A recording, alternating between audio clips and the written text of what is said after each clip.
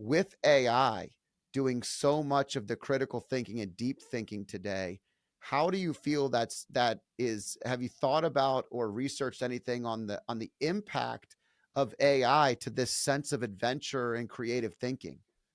So I am worried about it in the sense, I mean, I think even going back before I think there's this sort of sense of algorithms are giving us what we want, what we need, telling us what to explore intellectually, all that sort of thing. And I think there's something very passive about that form of exploration of like, what music am I going to listen to next? It's whatever the algorithm told me to. What am I going to watch next? Whatever so I think it takes away a little bit of what kids traditionally have had, which is the ability to tune into, what do I want to do? Do I, I'm here at this playground. I've already gone down the slide twice. I want to go up the slide now. And kids will are very good at following that voice of, for better or worse, they're very good at figuring out what they want to do.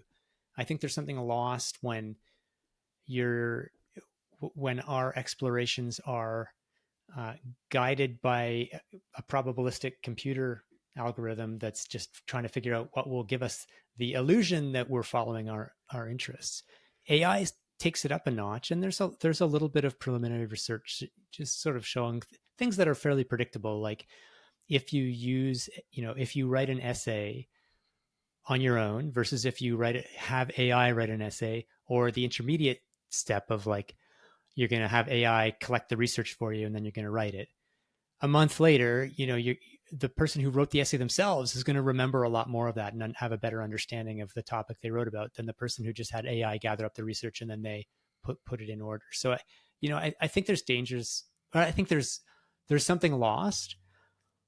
I think I think in some sense it's people of my generation or our generation that will notice this the most, because in the same way that it's like, I don't think of Google as like short circuiting my ability to research, but for people who went to college in the 80s, they might think, what do you mean you didn't have to go to the library and actually dig up the hard copies of these papers? So things change, and so I don't necessarily think it's like an existential threat, but I guess the way I think of it is,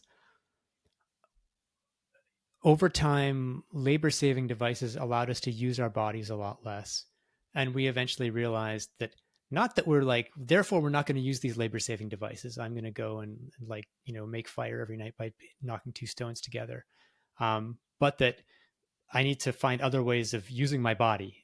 Otherwise, I'm going to be less healthy and less happy and so on.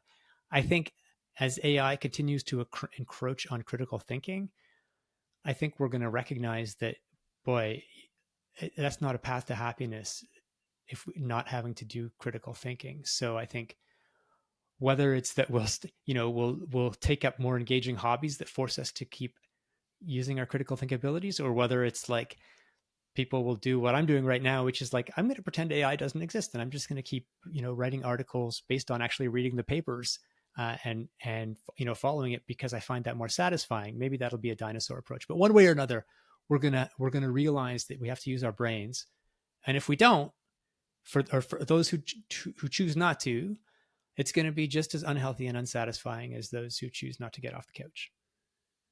Yeah, I think we're a part of this. We're within a couple years of each other, so we're a part of that really unique generation where we grew up without any of the technology, but then we grew up in the adult world with all the technology. So we had. I got intro to email when I went to college the first time, the DOS based email, and Yeah. I have prepaid calling cards I was using to be able to call home, and then within a year it was free long distance through the cell phone anywhere you wanted to call, and like it was, the world changed so rapidly. I think the unique thing is maybe our kids that are in that teenage to next college age right now are going through the same transformation we went through in the 90s, and the I guess yeah the 90s and early 2000s, where things just skyrocketed in a whole new direction. And there are unique things that I think came out of it that really drove deeper value on other items that maybe even exercise. If you think about exercise, the service-based industries, you are doing jobs where you're sitting in a desk all day versus being active and in a trade. And so it required a deeper knowledge base of exercise. And I use AI all the time now.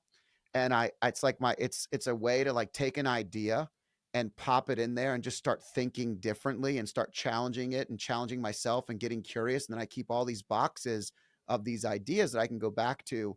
But maybe the benefit, my prattle here again, Alex, but maybe the benefit is that people more are reading more. Maybe it's the resurgence of the imagination.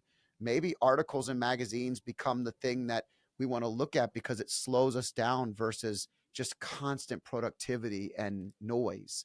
I, So who I think that's knows? an interesting point. And I will say, I can remember 20, more than 22, 23 years ago. I have an aunt who I'm very close with who was an academic. And she was just appalled at this idea that people were using Google and Wikipedia to work on their essays. And I was like, you know what? Google and Wikipedia are amazing resources. I would never cite Wikipedia or anything from Google as a final like reference, but boy, they introduce me, they lead me, they tell me what paths to follow, Right. I can dig up the original sources, and that's effectively how I've worked as a journalist. I use Wikipedia and I use Google all the time, and so it's not the tool is not good or bad.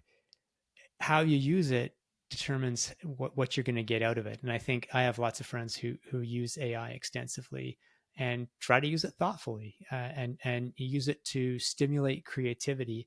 In the same, you can make a parallel kind of have a parallel discussion about stuff like GPS and turn by turn directions. And on the one hand, I kind of argue in my book, like it's problematic if you never know where you are anymore and you're just following turn by turn directions. This affects your brain in ways that are actually potentially serious. Your hippocampus is going to shrink. But then other people will push back and say, GPS and turn by turn directions has freed me to explore way more. I can be in a strange city and I can go wandering because I know that I won't get permanently lost. I can just look at my phone and find my way back. So the same technology can constrict exploration or it can expand it. And I think AI is going to follow that pattern. It's going to be a question of how we use it and what we use it for that determines the extent to which it's like a wonderful new thing versus a path to perdition. Well, I'm the latter person that without the Google Maps, I would not know where I am. And so it did allow me because I'm very peripheral, but I'm not always I don't have that sense of direction like unless I absolutely have to in survival type base. So I remember I got so lost so many times when I started driving because I would get involved in the song I was listening to or later in life the conversation you're talking on the phone on. And when the maps came up, it allowed me to be more focused. I saved so much time from not getting lost. It's a big win. And I do explore and go so many other places I never would. But how we use those tools, if we're using them instead of our own brain or instead of growing with them, it's probably holding us back. And that could be a major challenge. Yeah, absolutely. They can be a tool for growth, or they can be a crutch that allows us to stop using our own capacities. And you want to choose option A. If you like clips like this, I have a similar clip here. And if you want to watch the full video, click here.